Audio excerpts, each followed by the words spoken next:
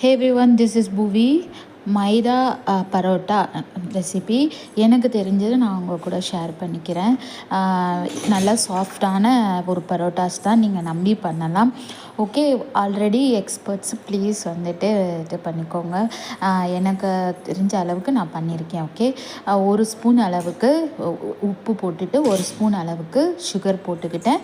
மைதா வந்துட்டு எப்போதும் போல் நம்ம எவ்வளோ பேருக்கோமோ அந்த குவான்டிட்டி எடுத்துக்கிட்டு தண்ணி ஊற்றி மட்டும் ஃபஸ்ட்டு நான் பிசைஞ்சு வச்சுட்டு அதுக்கப்புறமா ஒரு 3 to 4 ஸ்பூன்ஸ் அளவுக்கு refined oil, normal sunflower oil இருக்குல்ல, அது ஊற்றி ஒரு வாட்டி நல்லா பிசைஞ்சிட்டு அதுக்கப்புறமா வந்துட்டு நெய் ஒரு ஸ்பூன் அளவுக்கு நான் ஊற்றிக்கிட்டேன்.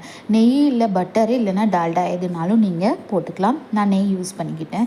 எவ்வளோக்கு எவ்வளோ நம்மளால் அழுத்தம் கொடுத்து நம்ம வந்துட்டு நீட் பண்ண முடியுமோ, பிசைய முடியுமோ நல்லா பிசைஞ்சிட்டு 30 மினிட்ஸ் மேக்ஸிமம் வந்துட்டு ஊற வைக்கணும் மாவு. ஏன்னா வந்துட்டு அப்போ தான் வந்துட்டு நல்லா இதாகும்.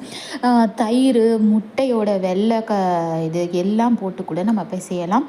நான் இன்றைக்கி வெறுமனே தண்ணி ஊற்றி எண்ணெய் ஊற்றி நெய் போட்டு தான் பிசைஞ்சு சாஃப்டாக பிசைஞ்சு வச்சுருக்கேன்.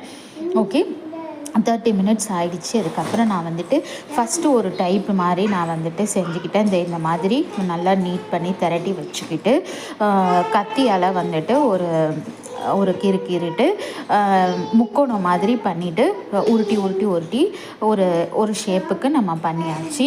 இது நான் பரோட்டா கடை ஷாப்பில் நான் ஒரு போடுறதெல்லாம் நம்ம பார்ப்போம்ல, அந்த மாதிரி அதில் நான் பார்த்ததில் இந்த மாதிரி ஒரு டைப்பு பண்ணியிருந்தாங்க. ஸோ நான் அதை மாதிரியும் ஒன்று பண்ணி ரெடி பண்ணி வச்சுக்கிட்டேன். கொஞ்சம் தடிசாக வருது இந்த பரோட்டா டைப் வந்துட்டு. ஒரு 2 சாப்பிட்டாலும் நம்ம நல்லா திருப்தியாக கடை பரோட்டா மாதிரியே இருக்கும். அப்புறம் இந்த மாதிரி ஸ்டெப்ஸாக கட் பண்ணி வந்துட்டு வச்சுட்டு இந்த மாதிரி உருட்டி இந்த மாதிரி இப்படியும் பண்ணலாம் வந்துட்டு. அது ஒரு டைப்பு. இந்த மாதிரி ஒரு டைப்லேயும் நான் வந்துட்டு பரோட்டா வந்து ரெடி பண்ணி செஞ்சு வச்சுக்கிட்டேன். நிஜமாலுமே வந்துட்டு ரொம்ப ரொம்ப சாஃப்டாக வந்துச்சு பரோட்டா. நீங்கள் வந்து இந்த மாதிரி டைப்லேயும் செய்யலாம். இல்லைன்னா நார்மலாக சப்பாத்திஸ் மாதிரி போட்டு கூட சாப்பிட்லாம். மாவு பிசைகிறதுல தான் இருக்குது நம்ம வந்துட்டு பரோட்டாவோட தன்மை. ஓகே, இதுதாங்க இன்றைக்கி என்னோடய டின்னர் இன்றைக்கி. ஸோ பரோட்டா சாப்பிடணுன்னு ரொம்ப ஆசையாக இருந்துச்சு. நம்ம வந்து வெளியிலலாம் ட்ரை பண்ண வேணான்ட்டு ஸோ நான் வீட்லேயே இன்றைக்கி நைட்டு ட்ரை பண்ணிட்டேன். ஸோ விரும்பி சாப்பிட்டாங்க எல்லாருமே. ஓகே, நீங்களும் ட்ரை பண்ணி பாருங்கள். Bye bye, see you later, bye.